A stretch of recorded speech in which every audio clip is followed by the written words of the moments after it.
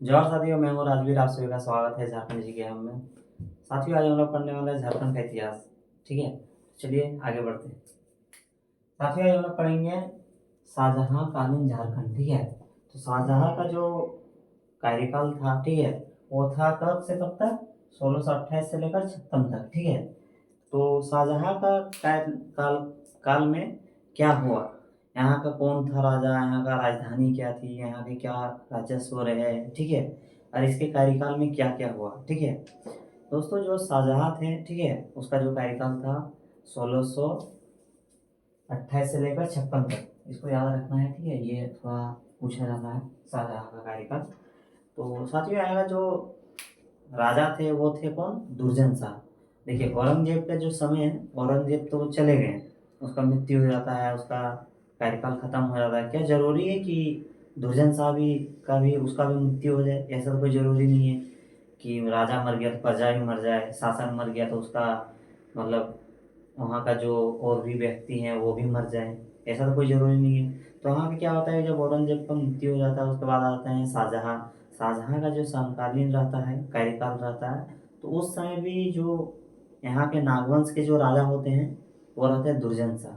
ठीक है, तो दुर्जन शाह जो है नागवंशी शासक। ठीक है, नागवंशी शासक दुर्जन शाह 1627। ठीक है, तो इन्होंने अपनी राजधानी जो है किसको बनाया था? खोखरा से बदल के दोईसा को बनाया था।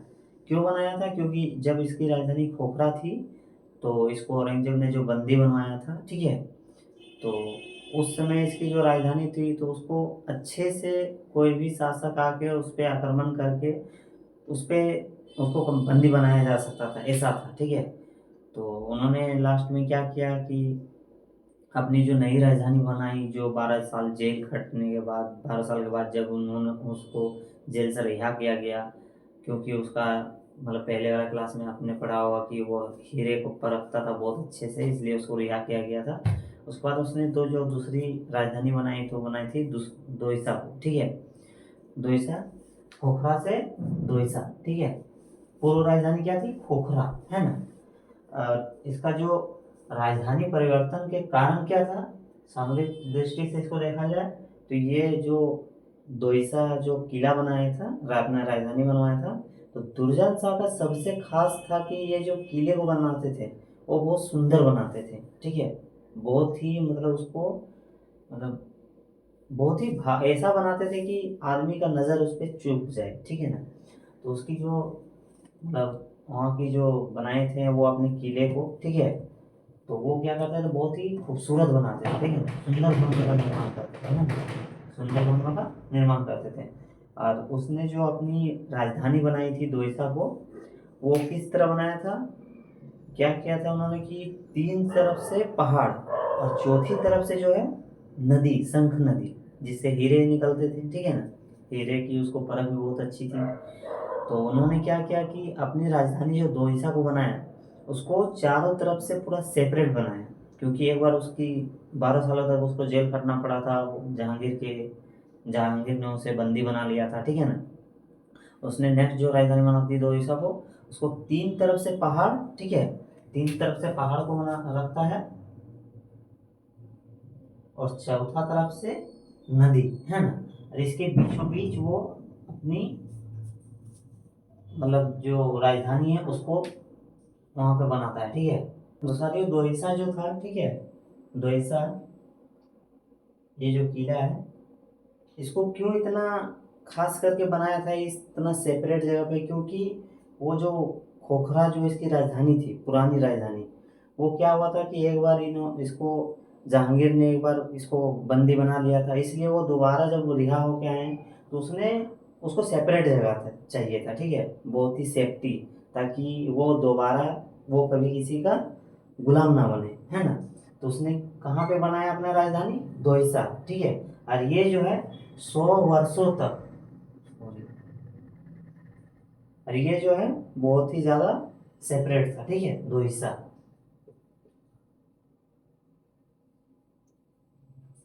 इसके बाद दोस्तों इन्होंने एक बनाया था नवरत्नगढ़ का किला। ठीक है, नवरत्नगढ़,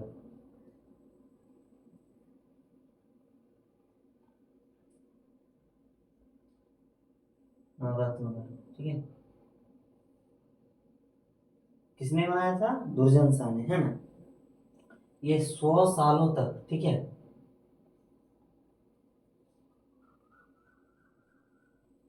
100 सालों तक नागवंशी राजा के ही शासक में रहे, ठीक है।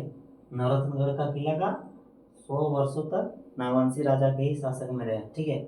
उसके बाद क्या होता है कि दुर्जन शाह की मृत्यु हो जाती है, ठीक है। दुर्जन शाह की मृत्यु होने के बाद नए शासक कौन बनते हैं? रघुनाथ शाह, ठीक है। उसके बाद फिर जो नए बनते हैं सूबेदार वो जाते हैं खानजादा, ठीक है। कौन? खानजादा, इसको याद रखना है, खानजादा, ठीक है, खानजादा। वो जाते हैं रघुनाथ शाह के पास, और रघुनाथ शाह को बोला जाता है कि कल आपको कर देना होगा, ठीक है, और कर के लिए इसको बाध्य करता है। तो रघुनाथ शाह मजबूर होके, ठीक है ना, वो कर के लिए मान जाते हैं कि इसलिए कर के लिए जब मान जाते हैं तो उसके कारण से खानजादा इसको ज़्यादा परेशान नहीं करते हैं। तो दोस्तों जो रघुनाथ शाह थे लास्ट में उसने क्या किया? खानजादा से संधि कर लिया, ठीक है, कर देने के लिए मान गया और इससे संधि कर लिया। तो इसके कारण से रघुनाथ शाह को ज़्यादा इससे प्रॉब्लम नहीं हुई, ठीक है। तो इसमें आपको पूछा जाएगा कि जो दुर्जन शाह थे वो किसके समकालीन इसका मृत्यु हुई थी? तो किसके समकालीन? तो शाहजहां, ठीक है। कार्यकाल क्या था? 1628 से लेकर 56 तक, ठीक है। और आपसे ये पूछा जाएगा कि नवरत्नगढ़ के किले के बारे में, ठीक है, इसे क्यों कौन बनवाया था? तो दुर्जन शाह ने, है ना। और आपका एक ये भी रहेगा इम्पोर्टेंट, दुर्जन शाह का जो नई राजधानी थी वो क्या था? दोईसा। ऐसे तो सारे ही इम्पोर्टेंट है, आप इसको सारा करना ही है, लेकिन जो इसमें खास है वो यही है, ठीक है। चलिए आगे देखते हैं पलामू के चेरो वंश, ठीक है, चेरो वंश के बारे में। देखिए पलामू के जो चेरो वंश है, ठीक है, तो वहाँ के जो शासक थे वो कौन थे? प्रताप राय, ठीक है, जिन्होंने पलामू पुराने जो पलामू किला है उसका निर्माण करवाया था, ठीक है। पलामू किला कहाँ है? तो लातेहार में, ठीक है। देखिए हम इसको बताते हैं, ठीक है। जो लातेहार डिस्ट्रिक्ट है, ठीक है, लातेहार, लातेहार, लातेहार जो है ये नया डिस्ट्रिक्ट है। ये कहाँ है? पहले पलामू में ही था, ठीक है, पलामू डिस्ट्रिक्ट में, पलामू, है ना। ये नया डिस्ट्रिक्ट है लातेहार। इसी में दो किला है, ठीक है, दो किला। ये नया किला है और ये है पुराना किला, ठीक है।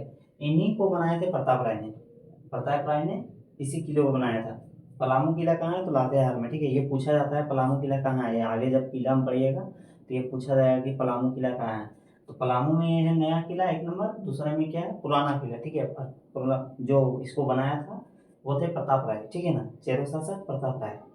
ये आपसे पूछा जाएगा पलामू का पुराने किले का निर्माण किसने किया था? तो प्रताप राय ने, ठीक है। अब देखिए जो आगे बढ़ते हैं, ठीक है। इसके बाद क्या होता है कि 1632 में जो बिहार के सूबेदार हैं किसे चुना जाता है? तो अब्दुल्ला खान को, ठीक है, सूबेदार के रूप में अब्दुल्ला खान को चुना जाता है। और उसको पलामू जो क्षेत्र है इसको किस रूप में दिया जाता है? तो जागीर के रूप में, ठीक है। सूबेदार अब्दुल खान को सूबेदार के रूप में चुना जाता है। इसको किस रूप में दिया जाता है इस क्षेत्र को? तो जागीर के रूप में, ठीक है। उसके बाद अब्दुल्ला खान को बोला जाता है कि आप जाओ पलामू के जो किला है आप उस पर शासन करो और वहाँ के जो राजा है उस पर कर लेना स्टार्ट करो। तो वो आते हैं आक्रमण करने के लिए, लेकिन और उसको कर के लिए वायदी करता है। तो प्रताप राय जो शासक थे उन्होंने कर देने से मना कर देता है, ठीक है। और इस बीच में क्या होता है, अब्दुल्ला खान किसी काम से व्यस्त होने के कारण या कुछ उसका पता नहीं क्या था, लेकिन कुछ रीजन से कारण उन्होंने मतलब व्यस्त होने के कारण उन्होंने कोई खास मतलब उस पर बोझ नहीं डाला, ठीक है, कोई खास उस पर मतलब वायदे नहीं किया। इसके कारण से प्रताप राय को कर देने का जो टेंशन होता है वो नहीं था, ठीक है। उसको कोई इस चीज़ का प्रेशर नहीं था, ठीक है। इसलिए उसको इस चीज़ का बोझ, कर देने का बोझ नहीं था, ठीक है ना। जो कर के लिए उसको वायदे किया गया था, कितने रुपये किया गया था ये भी पूछा जाता है। तो 1,36,000, ठीक है। प्रताप राय को कितने कर देने के लिए मजबूर किया गया था? तो 1,36,000 रुपये। किसने किया था? अब्दुल्ला खान ने, ठीक है। वो किसी वजह से व्यस्त हो जाने के कारण उन्होंने कर की वसूली नहीं किया, जिसके कारण प्रताप राय को कर का बोझ नहीं पड़ा, ठीक है, कर का बोझ नहीं पड़ा। आगे देखते हैं हम लोग जबरदस्त खान के बारे में, ठीक है। जबरदस्त खान जो थे वो शाहजहाँ के ही समकालीन थे, ठीक है। तो उस समय क्या होता है, जो पलामू है, पलामू के जो चेरो शासक थे, ठीक है, प्रताप राय, तो इसके लिए फिर से जबरदस्त खान ने का आक्रमण करता है पलामू के शासक प्रताप राय पे। और उसको बोला जाता है कि आप उसके लिए फिर एक प्रस्ताव रखा जाता है, और प्रस्ताव में ये रखा जाता है कि प्रताप राय आपको 80,000 रुपये सालाना कर देना होगा। और इसके लिए प्रस्ताव को भेजा जाता है प्रताप राय के लिए, लेकिन प्रताप राय क्या करता है कि इसको स्वीकार नहीं करता है, ठीक है। वो साफ साफ मना कर देता है कि हम 1 रुपये भी आपको कर नहीं देंगे, ठीक है।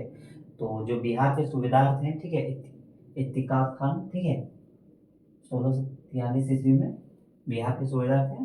तो इत्तिकाफ खान को अधिकार देता है जबरदस्त खान ने कि जाओ प्रताप राय पे आक्रमण करो और उसको बंदी बना के ले आओ, ठीक है। तो इत्तिकाफ खान जाते हैं और प्रताप राय पे मतलब आक्रमण से पहले ही वो क्या करते हैं, प्रताप राय ने एक प्रस्ताव भेजता है इत्तिकाफ खान को, और बोलता है कि हम संधि करने के लिए तैयार हैं, ठीक है। और तुम्हारे साथ हम पटना भी चलेंगे और हाथी भी देंगे, ठीक है। कितना को मानते हैं, 80,000 के लिए लेके गया था प्रस्ताव, ठीक है, इत्तिकाफ खान। तो वो उससे पहले, युद्ध से पहले ही उसने संधि के लिए प्रस्ताव भेज देता है, ठीक है, प्रताप राय ने। उसके बाद वो एक हाथी और उसके साथ पटना चलने के लिए भी स्वीकार करते हैं, ठीक है। वो बोलता है कि तुमको 80,000 नहीं, हम 1 लाख रुपए देंगे, ठीक है। 1 लाख रुपए, हाथी, और तुम्हारे साथ पटना भी चलेंगे इत्तिखात खान के साथ। तो इसके बीच में एक समझौता होता है, और समझौता में मुगल और चेरो शासक जो प्रताप राय हैं इसके बीच होता है। किसके बीच होता है, मुगल और चेरो शासक, ठीक है। और इसके कारण जो जबरदस्त खान है, ठीक है, जबरदस्त खान 2000 का मानसरोवर बनाया जाता है, ठीक है। इसके बीच एक संधि होती है, किसके किसके बीच, मुगल और चेरों के बीच, ठीक है। चेरो शासक जो है प्रताप राय, उसके बीच एक संधि होती है। और संधि में जो जबरदस्त खान है, ठीक है, उसको हजारी मनसबदार बनाया जाता है, ठीक है, 2000 मनसबदार।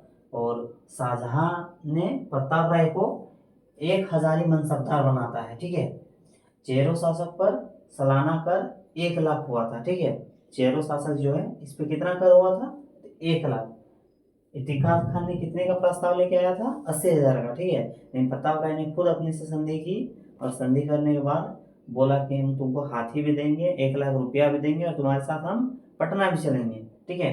और जब वो पटना है तो क्या हुआ, प्रताप राय को 1 लाख का जो कर था उसके बाद उसको 1,000 मनसबदार बनाया गया, ठीक है।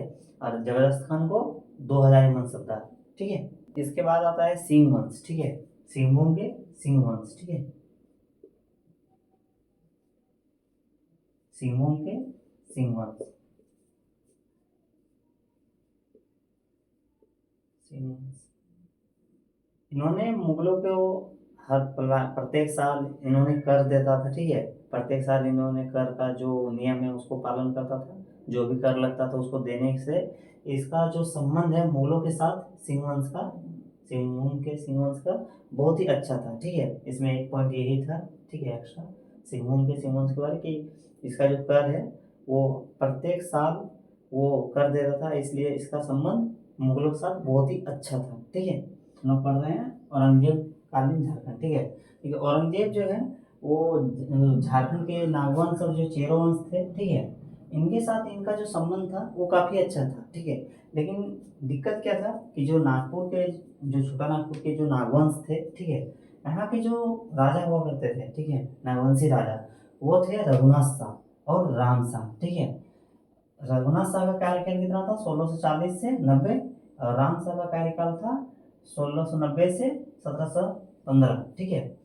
अब इसमें दिक्कत क्या हो रही थी कि जो यहाँ के जो राजा थे, ठीक है, वो अपने ही क्षेत्र के राजाओं के साथ इन लोगों का युद्ध चलता था, ठीक है ना। अपने जो इन लोगों का मुगल अंग्रेज जो आए हैं ये सब तो होते ही रहते थे, ठीक है, इस इन लोगों के साथ आक्रमण युद्ध होता ही रहता था। लेकिन यहाँ पे जो झारखंड में अपने जो थे, यहाँ पे अपने ही क्षेत्र के राजाओं के साथ इन लोगों का अपना ही युद्ध चलता था, ठीक है। अब देखते हैं कि किसका किसके साथ युद्ध चलता है, ठीक है। तो देखिए रघुनाथ शाह का जो कार्यकाल था वो कितना था, 1640 से 90, ठीक है। रघुनाथ शाह बहुत ही धार्मिक प्रकार के व्यक्ति थे, ठीक है। मतलब बोझ ही ज़्यादा पूजा पासा, मतलब पूजा होता है ना, पूजा पान जो करना रहता है वो सब करते थे, और बहुत ही मतलब शांति प्रकार के आदमी थे वो, उतना ज़्यादा लड़ाई झगड़ा नहीं करते थे, ठीक है। रघुनाथ साहब के जो कार्यकाल था उसमें से 2 युद्ध हुए थे, ठीक है। 2 युद्ध हुए थे। पहला युद्ध जो था वो मुगल के साथ था, ठीक है। मुगल के साथ युद्ध हुआ और उसमें कुछ खास नुकसान नहीं हुआ, ठीक है, कुछ ज़्यादा नुकसान नहीं हुआ युद्ध में। लेकिन दूसरा जो युद्ध हुआ वो किसके साथ हुआ? अपने ही क्षेत्रीय राजाओं के साथ, ठीक है। और क्षेत्रीय राजा में से कौन थे? चेरो और नागवंश, ठीक है। तो यहाँ पे जो दूसरा युद्ध हुआ वो किसके साथ हो गया था? मेदिनी राय, ठीक है, जो कि काफी प्रतापी शासक थे, ठीक है। मेदिनी राय जो है वो काफी प्रतापी शासक थे। किसके साथ हो गया था? नागवंश के साथ, ठीक है। एक तरफ नागवंश, दूसरे ओर चेरो वंश, ठीक है, जो कि अपने ही क्षेत्र के क्षेत्रीय राजा हुआ करते थे, ठीक है। अब चलिए आगे देखते हैं मेदिनी राय के बारे, ठीक है। यह मेदिनी राय है। मेदिनी राय ने जब नागवंशी शासक पे आक्रमण किया, मेदिनी राय क्या थे? चेरो शासक थे, ठीक है ना। और चेरो शासक नागवंशी शासक पे युद्ध मतलब आक्रमण जब करते हैं तो कहाँ करते हैं? मतलब आक्रमण दोईसा पे, ठीक है। ये पूछा जाता है दोईसा, ठीक है, कहाँ युद्ध किया था? दोईसा पे। और दोईसा को किसकी राजधानी थी? इसको किसने निर्माण किया था दोईसागढ़ को? तो दुर्जन शाह, है ना। दुर्जन शाह ने किया था, दुर्जन शाह, है ना। इसका निर्माण दुर्जन शाह ने किया था, ठीक है। और यहाँ पे जब आक्रमण किया, उस आक्रमण करने के बाद यहाँ से बहुत सारी चीजें को लूटा गया, ठीक है। और वहां से बहुत विशाल एक फाटक जैसा पत्थर होता है, ठीक है ना, बहुत विशाल फाटक एक वहां से लाया गया, ठीक है। और लाके जो नया जो किला बना रहे थे, ठीक है, उस पे जाके लगाया, ठीक है। पलामू में 2 किला है, ठीक है। पहला किला है, पहला किला जो है नया किला, इसको किसने बनाया? मेदिनी राय ने, ठीक है। मेदिनी राय, ये पूछा जाएगा आपसे, ठीक है, मेदिनी राय। दूसरा जो किला है ये पुराना किला, इसको किसने बनाया? प्रताप राय, ठीक है, प्रताप राय, प्रताप राय। ये कहाँ है? पलामू में, ठीक है। पलामू, पलामू के बाद ये जब नया डिस्ट्रिक्ट जब बना, ठीक है, लातेहार, ठीक है ना, तो ये उस डिस्ट्रिक्ट के क्षेत्र में आते हैं, ठीक है। तो इसलिए आपको पूछा जाए कि पलामू किला कहाँ है, तो पलामू किला लातेहार में, ठीक है। ये नया जो डिस्ट्रिक्ट बना है इसमें, ठीक है, लातेहार। ये आपसे पूछा गया पलामू किला कहाँ है और कौन सा किला वो किसने बनवाया था, ठीक है। और इसमें देखिएगा जो ये पत्थर ले गया था, ठीक है, विशाल पत्थर, ठीक है, इसको क्या बोला जाता है? इस पत्थर को जब अपने किले पे लेके गया मेदिनी राय ने, और उस किले का जब निर्माण कर रहा था तब वो जो पत्थर को अपने घर के आगे लगाया, ठीक है ना, किले के आगे, तो इसको बोला जाता है कहाँ से लेके गया था? नागपुर से, ठीक है ना। तो इसलिए इस पत्थर को, इस दरवाजे को नागपुरी दरवाजा भी कहा जाता है, ठीक है ना। नागपुर का दरवाजा, इसको भी याद रखना है, ठीक है ना, इसलिए इसको नागपुर का दरवाजा कहा जाता है। उसके बाद रघुनाथ साहब जो थे आक्रमण के बाद कुछ मंदिरों का निर्माण करते हैं, ठीक है, जैसे कि मदन मोहन मंदिर, जिसे बोड़िया मंदिर भी कहा जाता है, जो रांची शहर से 8 किलोमीटर उत्तर पूर्व में है, ठीक है। उसके बाद राम सीता मंदिर, जिसे चूटिया रांची रेलवे स्टेशन के नजदीक है, ठीक है। 2 मंदिर का निर्माण करता है, राम मोहन मंदिर और राम सीता मंदिर, दोनों कहाँ है? तो रांची में है, ठीक है। रघुनाथ शाह के बाद आते हैं राम शाह, ठीक है। उसके बाद कौन राजा बनते हैं? राम शाह। कब से कब तक? 1690 से लेकर 1715, ठीक है। उसके बाद क्या करते हैं राम शाह? और औरंगजेब के बाद संबंध औरंगजेब के औरंगजेब के समय में क्या करते हैं? 1692 ईस्वी में राम शाह ने मालगुजारी रखा गया था, ठीक है, 9705 रुपया, ठीक है, मालगुजारी दिया था। राम शाह ने पलामू, रीवा और सिंहभूम पे आक्रमण कर दिया, ठीक है। राम साहब जो है जब उन्होंने अपना राजस्व संभाला, ठीक है, तो उन्होंने 3 जगह युद्ध किया, ठीक है। वो कहाँ कहाँ है? पलामू, रीवा, सिंहभूम, ठीक है। रीवा कहाँ है? तो मध्य प्रदेश में, ठीक है। तीनों जगह आक्रमण करने के बाद कहीं अपने बेटी की शादी, कहीं अपने बेटे की शादी, तो ऐसे ऐसे करके उन लोगों से रिश्ता बना के लास्ट में समझौता कर लिया, ठीक है। और इसमें आपको ज़्यादा और कुछ नहीं पढ़ना है, औरंगजेब में इतना ही पढ़ना है, ठीक है। आगे देखते हैं हम लोग पलामू के मेदिनी राय, ठीक है, चेरो वंश, ठीक है। मेदिनी राय जो थे वो क्या कर रहे थे, मुगलों पे जो अधीनता थी उसे अस्वीकार कर दिया था, ठीक है। जो उसको कर देना था वो कर को बोल दिया कि हम कर नहीं देंगे, ठीक है।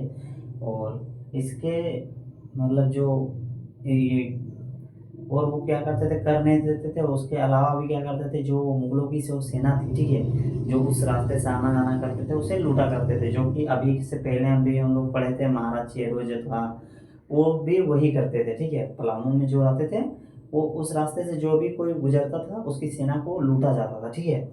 वही काम मेदिनी राय भी करते थे, है ना। तो औरंगजेब जो थे उसने बोला नहीं, ये स्वीकार नहीं करेंगे, आपको कर देना पड़ेगा। तो मेदिनी राय ने तो साफ साफ मना कर दिया था कि नहीं, हम कर नहीं देंगे, ठीक है ना। औरंगजेब जो थे उसने क्या किया, जो बिहार के सूबेदार थे, ठीक है, कौन थे सूबेदार, दाऊद खान, ठीक है, इसको भेजा और इसको बोला कि जाइए आप पलामू पे आक्रमण कीजिए, ठीक है। तो दाऊद खान क्या किया, 23 अप्रैल 1660 को, ठीक है, पटना से होते हुए पलामू की ओर निकल गए, ठीक है। और उस रास्ते में डायरेक्ट पलामू नहीं गए, कुछ कुछ जगहों पे आक्रमण करते हुए गए।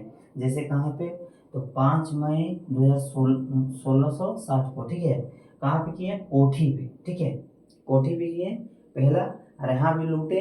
दूसरे जो आक्रमण किया वो कहाँ किया, 3 जून 1660 को, ठीक है, कहाँ पे, कुंडा। कुंडा कहाँ है, चतरा में, ठीक है। और यहाँ का जो राजा है कौन था, चुन राय, उसे क्या किया गया, उस पर अचानक आक्रमण करके उसको धर्म परिवर्तन करने में मजबूर किया। और उसकी जो उसका जो अपना कर देने का जो रहता है, कर के लिए जो बाध्य करता है वो किया गया, ठीक है। और उसको इस्लाम धर्म अपनाने को मजबूर किया, ठीक है। लास्ट में चुन राय जो है वो इस्लाम धर्म को अपना लेता है, ठीक है। तो ये बात मेदिनी राय को पहुंचता है कि चुन राय ने इस्लाम धर्म को अपना लिया। तो चुन राय ने क्या करता है, जो जो मेदिनी राय जो है वो चुन राय को क्या करता है कि उसी का भाई के थ्रू उसको बोलता है कि चुन राय अब इस्लाम धर्म को अपना लिया है तो उसको हत्या कर दो, ठीक है। तो उसका हत्या कौन करता है, सुखद राय, ठीक है। चुन राय का ही भाई है सुखद राय, ठीक है। सुखद राय के द्वारा हत्या करवाया जाता है, लेकिन हत्या मतलब इसका जो हत्या करवाता कौन है, मेदिनी राय, ठीक है। लेकिन करने वाला कौन रहता है, उसी का भाई सुखद राय, ठीक है। मेदिनी राय के इशारे पे हत्या होता है, ठीक है। चुन राय का हत्या उसका भाई सुखद राय ने करता है, ठीक है। ये कहाँ के राजा थे, चतरा, ठीक है। इसने इस्लाम धर्म को भी मतलब स्वीकार कर लिया था, ठीक है। उसके बाद जो दाऊद खान थे, ठीक है, सूबेदार, वो क्या करते हैं, यहाँ इसकी 2 युद्ध करने के बाद वो आगे जाते हैं पलामू की ओर, क्योंकि उसका तो मेन रीजन था पलामू पे आक्रमण करना, ठीक है ना। तो पलामू पे जाते हैं और वो आक्रमण के लिए संदेश देते हैं, ठीक है ना। तो वहाँ के जो मतलब मेदिनी राय थे राजा, वो सूरज सिंह को भेजता है संधि के लिए, ठीक है, कि जाओ और दाऊद खान से संधि का प्रस्ताव रखो। तो वो जाता है सूरज सिंह और इससे प्रस्ताव रखता है, ठीक है। उसके बाद क्या होता है, इसी के बीच में एक घटना हो जाता है, ठीक है। वो क्या करता है, जो चेरों के जब सैनिक थे, ठीक है, मेदिनी राय के सैनिक, वो फिर से इसी के बीच में जहाँ संधि होने का बात था, संधि का प्रस्ताव लेके आया था सूरज सिंह ने, उसके बीच में क्या होता है, जो मेदिनी राय के जो सैनिक थे वो मुगल के सैनिकों को फिर से लूट लेता है। हाँ, अभी संधि का बात ही चल ही रहा था और उसके बीच में फिर ने मुगल के सैनिकों को लूट लेता है, ठीक है। आगे क्या होता है, जो मुगल है, ठीक है, वो बहुत ज़्यादा गुस्सा हो जाता है इस कारण से कि फिर मेरे सैनिकों को लूटा गया। तो अंतिम ने जो मुगल थे वो पूरा गुस्से से आकर सोच लिया कि नहीं, अब तो हमको मतलब आक्रमण करना ही करना है, ठीक है। और वो आक्रमण के लिए बोलता है, ठीक है ना। और मेदिनी राय को बोलता है कि आपको इस्लाम धर्म भी अपनाना पड़ेगा, जो कर के लिए वायदे किया था वो भी आपको देना पड़ेगा। तो मेदिनी राय जो है वो साफ साफ मना कर देते हैं कि नहीं, मैं ना ही मैं कर दूंगा और ना ही इस्लाम धर्म को अपनाऊंगा, ठीक है। तो इसके लिए मतलब कुछ उपाय तो है नहीं, या तो आपको कर देना पड़ेगा या तो आप युद्ध कीजिए। तो बहुत वीरता के साथ चेरो वंश इस युद्ध को लड़ते हैं। हालांकि मेदिनी राय इस युद्ध में हार जाते हैं, मुगल की जीत होती है, ठीक है। लेकिन उसके बाद क्या होता है कि जो मुगल थे, अब हार जीत हो गया तो फिर क्या किया जाए, तो फिर लास्ट में मुगल में क्या करते हैं कि वो फिर कब्जा करना स्टार्ट करते हैं, ठीक है, जो पलामू को धीरे धीरे कब्जा करना स्टार्ट करते हैं। इसके बाद क्या होता है कि पलामू जो है वो मुगल के कब्जे पे आ जाता है, और मेंदिनी राय जो है वो सरगुजा भाग जाता है। चेरो वंश तो पूरे वीरता के साथ लड़ता है, नहीं इसके इसमें क्या होता है, मेंदिनी राय जो है वो सरगुजा भाग जाता है, ठीक है, और पलामू को मुगल लूटते हैं, ठीक है। इसके बाद क्या होता है कि पलामू का जो फौजदार है वो किसको बनाया जाता है, मानिक खान को, ठीक है। और इसके बाद क्या होता है, जो नागपुरी जो दरवाजा था, ठीक है, उसको क्या करता है, वो ले जाया जाता है यहाँ से। तो मुगल जो थे वो क्या करते हैं, औरंगजेब इस सूबेदार को, जो दाऊद खान थे, ठीक है, इसको क्या करता है कि 50,000 मोतियों का माला देते हैं, ठीक है। ये पूछा जाता है कि 50,000 मोतियों का माला किसे दिया गया था, तो किसे दिया गया था, दाऊद खान को। इसके बाद 22 अगस्त 1666 को मनकली खान का तबादला हो जाता है, ठीक है। और ये खबर मेदिनी राय को पहुंचता है। मेदिनी राय वहां से वापस आते हैं, सरगुजा से वापस आते हैं, और फिर अपने किले पे अपना हक जमाते हैं, ठीक है। और उस पे अपना शासन चलाना स्टार्ट करते हैं। उसके बाद उन्होंने बहुत अच्छे काम करते हैं, बहुत अच्छे अच्छे कार्य को उन्होंने रखा, बहुत अच्छे से किले के वहाँ पे शासन व्यवस्था पे बहुत अच्छे अच्छे काम का किया, इसलिए चेरो वंश को स्वर्ण युग कहा जाता है मेदिनी राय को, ठीक है। ये सवाल भी बहुत इंपॉर्टेंट रहता है कि किस राजा को स्वर्ण युग का उपाधि दिया गया, तो मेदिनी राय को, ठीक है। इसमें थोड़ा सा याद रखिएगा दोस्तों कि सरगुजा से वापस आने के बाद, ठीक है, सरगुजा से वापस आने के बाद मेदिनी राय ने बहुत ऐसा विकास का काम करते हैं, ठीक है, बहुत। मेदिनी राय जो रहते हैं बहुत ऐसे ऐसे विकासों का कार्य करते हैं, जिसके कारण उसे स्वर्ण युग कहा जाता है, ठीक है। चेरो वंश में मेदिनी राय को क्या बोला जाता है, स्वर्ण युग, तो इसी को ये उपाधि मिली थी, ठीक है, स्वर्ण की उपाधि, स्वर्ण युग की, ठीक है। जब वो वहां से आते हैं तो उसके बाद ये बहुत ऐसे ऐसे विकास का कार्य करते हैं, जिससे के कारण इसको स्वर्ण युग की उपाधि दी गई थी, ठीक है। चलिए दोस्तों, आज का सेशन यही तक रहेगा, मिलते हैं नेक्स्ट क्लास में, धन्यवाद।